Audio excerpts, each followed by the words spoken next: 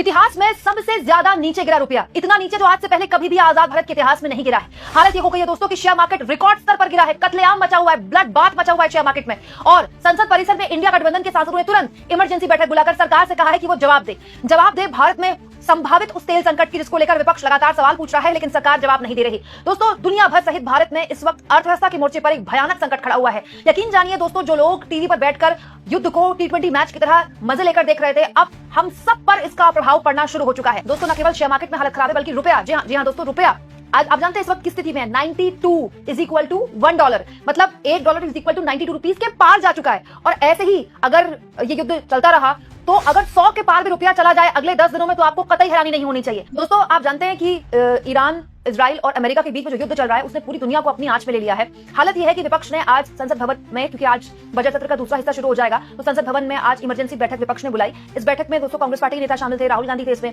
मल्लिकार्जुन खड़गे थे, left party के नेता थे, इसके अलावा यहाँ पर अखिलेश यादव की पार्टी के भी नेता थे, यहाँ पर शरद पवार की पार्टी के भी नेता थे। और यहाँ पर मल्लिकार्जुन खड़गे ने, देखिए, ये वीडियो शेयर किया है, जिसमें खड़गे साहब ने साफ तौर पर कहा है, क्योंकि आज से पार्लियामेंट एक बार फिर से शुरू हो रही है, तो हमको दुनिया भर में जो जियोपॉलिटिक्स क्राइसिस है, दुनिया भर में जो इस वक्त हालात बने हुए हैं, उसको लेकर विस्तार से संसद में चर्चा चाहिए। हमको विदेश मंत्रालय का कोई एक साइड का स्टेटमेंट, एक लाइन का स्टेटमेंट नहीं चाहिए, हमको चर्चा चाहिए, डिस्कशन चाहिए, ताकि दुनिया भर में जो कुछ भी हो रहा है उस पर भारत की संसद में चर्चा हो।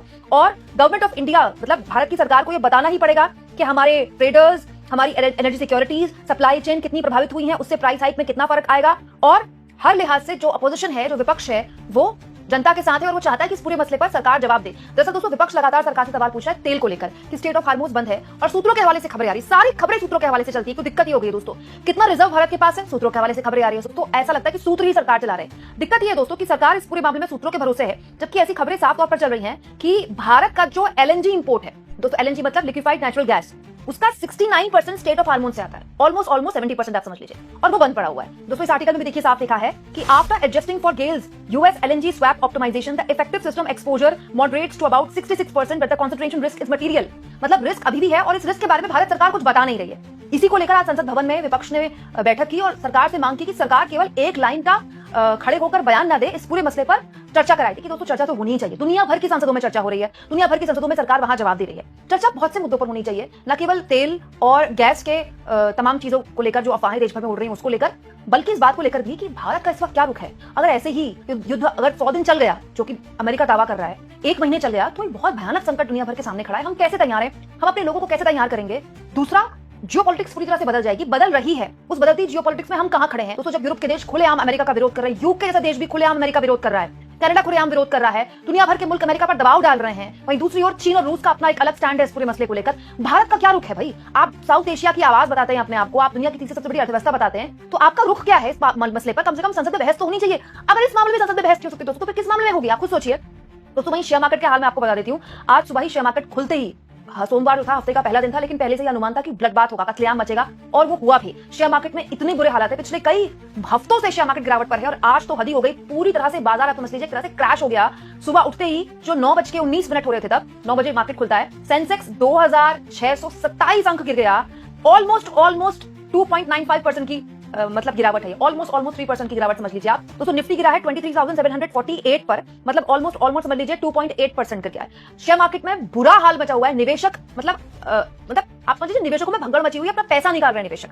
ऐसे हालात में आप अपने देश के निवेशकों को, अपने देश की जनता को, क्योंकि आप खुद कहते हैं कि हमारा जो डोमेस्टिक कंजम्पशन है वो बहुत जबरदस्त है, उनको क्या बोलेंगे, उन पर क्या बोल के भरोसा पैदा करेंगे, ये बहुत महत्वपूर्ण है। तो अंग्रेजी में विदेश मंत्री आए और संसद में खड़े होकर बयान दे दें, इससे कम अब नहीं चलेगा दोस्तों। डरावना इसीलिए क्योंकि अमेरिका के राष्ट्रपति ट्रंप से जब इस पूरे मामले में सवाल पूछा गया, तो उन्होंने अपने सोशल मीडिया ट्रुथ पे लिख दिया कि ये जो थोड़े बहुत ऑयल के दाम अभी ऊपर जा रहे हैं, ये बस थोड़े वक्त के लिए है और अमेरिका ये झेल लेगा, और उसके बाद पीस के लिए जो भी हम कर रहे हैं सब कुछ विश्व शांति के लिए कर रहे हैं, और उसके बाद सब स्टेबलाइज हो जाएगा, ऑयल के दाम स्टेबलाइज हो जाएंगे। ऑयल के दाम भले ही स्टेबलाइज हो जाएं, जो पता नहीं कब होंगे, वो ट्रंप कहते हैं, लेकिन जो नुकसान निवेशकों को आज हो रहा है, जो मंदी मार्केट में आज आएगी अगर आती है तो, और जो सुस्ती मार्केट में आज पैदा होगी, जो केओस मार्केट में आज पैदा होगा, इसके लिए कौन जिम्मेदार है?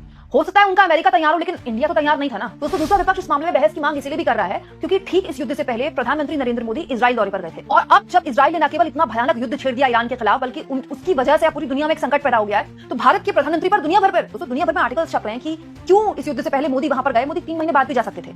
दूसरा, 6 दिन बाद आपने एक देश के सुप्रीम लीडर के कत्ल पर कॉन्डोलेंस दिया। 6 दिन लग गए आपको ये करने में। तो स्टेट ऑफ हार्मोज बंद है, लेकिन ऐसी खबरें आई हैं कि चीन और रूस की जो शिप्स है वहां से गुजर रहे हैं, भारत के शिप्स नहीं गुजर पा रहे हैं। तो इसके लिए कौन जिम्मेदार है? कुछ ऐसे सवाल हैं जो कि जियोपॉलिटिक्स से जुड़े हुए हैं, लेकिन भारत की सीधे सीधे भारत को प्रभावित करते हैं। सीधे भारत के इंटरेस्ट हैं इसमें। हिंद महासागर में आकर अमेरिका की इतनी हैसियत हो गई कि वो ईरान का एक युद्धपोत तबाह करता है, जिसमें ऑलमोस्ट 100 नाविक सवार थे, उनकी मौत हो जाती है। और इस पूरे मसले पर भारत सरकार बहस नहीं कराती है। तो हर लिहाज में ऐसी मांग है जिसको लेकर इंडिया गठबंधन कोई नाजायज मांग नहीं कर रहा है। तो दोस्तों, ये संसद चल रही है, सरकार के पास मौका है, वो विपक्ष को भी अपने कॉन्फिडेंस पे ले सकता है और देश की जनता को भी अपने कॉन्फिडेंस पे ले सकती है, अगर सरकार चाहे तो। दूसरा और सबसे इंपॉर्टेंट, इस पूरे गतिरोध में भारत का क्या रोल है?